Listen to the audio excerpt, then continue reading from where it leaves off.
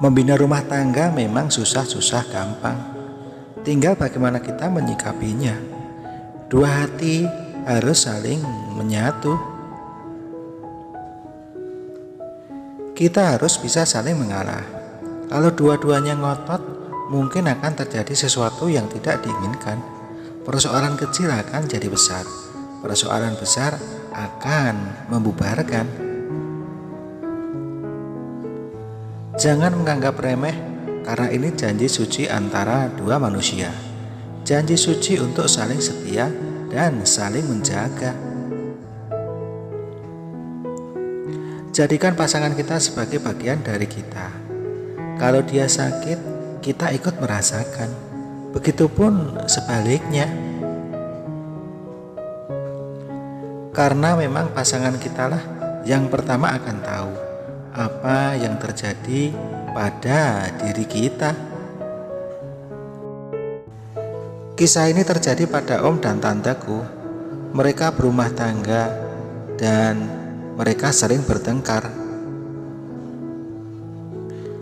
Namaku Anto, umurku 23 tahun. Baru lulus dari salah satu universitas ternama di Malang. Dan aku berasal dari keluarga baik-baik. Kejadian ini dimulai ketika aku menginap di rumah omku di daerah Sidoarjo. Omku ini telah menikah dan memiliki 2 orang anak laki-laki yang lucu, umurnya 3 dan 5 tahun. Serta memiliki istri yang cukup cantik, umurnya sekitar 27 tahun. Aku sendiri tinggal di Surabaya. Kurang lebih jarak tempat tinggalku dengan tante sekitar 19 km. Awal kejadiannya adalah pada hari Sabtu malam. Aku mendengar pertengkaran di rumah tersebut.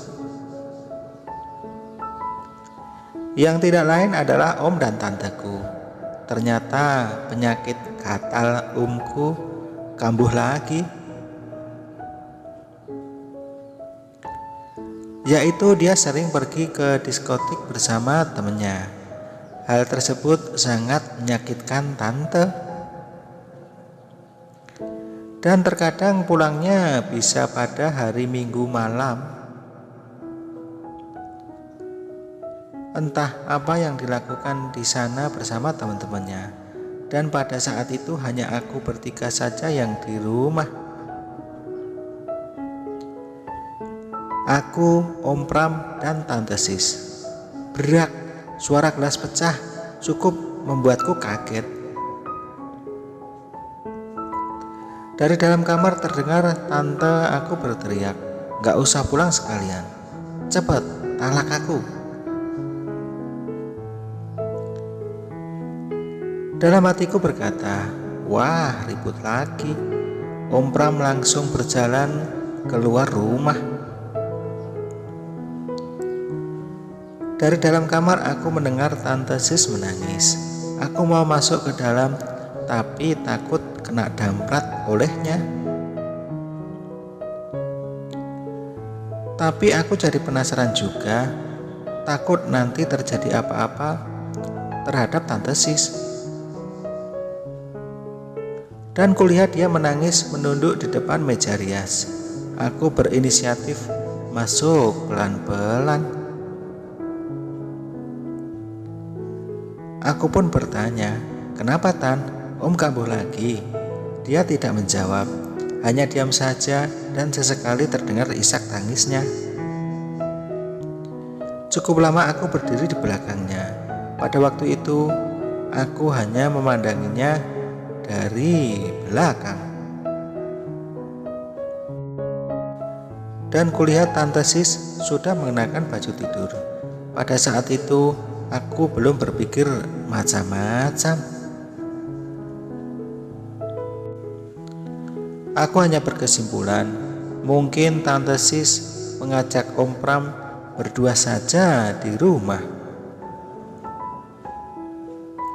Karena anak-anak mereka sedang pergi menginap di rumah adik Tante Sis. Tiba-tiba Tante Sis berkata, "Toh, om kamu kayaknya udah nggak sayang lagi sama tante. Sekarang dia pergi bersama teman-temannya ke Surabaya, ninggalin tante sendirian di rumah.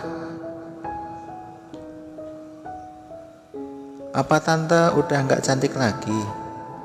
Ketika Tante Sis berkata demikian, dia berbalik menatapku. Aku terdiam sebentar, dan aku ingat tadi Tante Sis menanyakan sesuatu. Aku langsung mendekatinya. "Tante masih cantik kok, dan om kan pergi sama temennya, jadi nggak usah khawatir, Tan." Refleks ku pegang tangannya dan berkata lagi, "Tenang aja Tan, om nggak bakalan macam-macam kok." Tapi pikiranku yang mulai macam-macam. Tante malah menurut, dia diam saja, dan malah kita keterusan. Entah siapa yang mulai duluan, kita melakukannya malam itu. Ditambah situasi yang mendukung, karena malam itu sangat dingin sekali.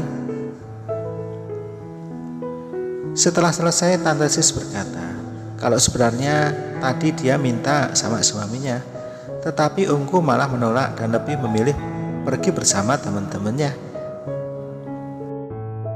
Lalu aku pun menjawab, "Bila om sudah tidak sayang lagi, biar aku yang menyayangi tante. Kamu harus menjaga rahasia ini toh." Aku hanya mengangguk. Tante ini sudah cantik dan jago banget mainnya, tapi kok malah disia-siakan om, pikirku. Dan sekarang tanteku tak peduli lagi kalau omku mau pulang atau tidak. Karena kalau omku keluar malam, maka tanteku akan menghubungiku via HP untuk segera ke rumahnya. Aku dan Tante Sis mengalir saja menjalani ini semua, karena kita sama-sama saling membutuhkan. Kita tidak tahu kapan semua ini akan berakhir. Aku juga tahu kalau ini salah, tapi Tante Sis selalu menghubungiku saat dia lagi pengen. Yang pasti ketika Tante ada masalah dengan suaminya, akulah yang jadi solusinya.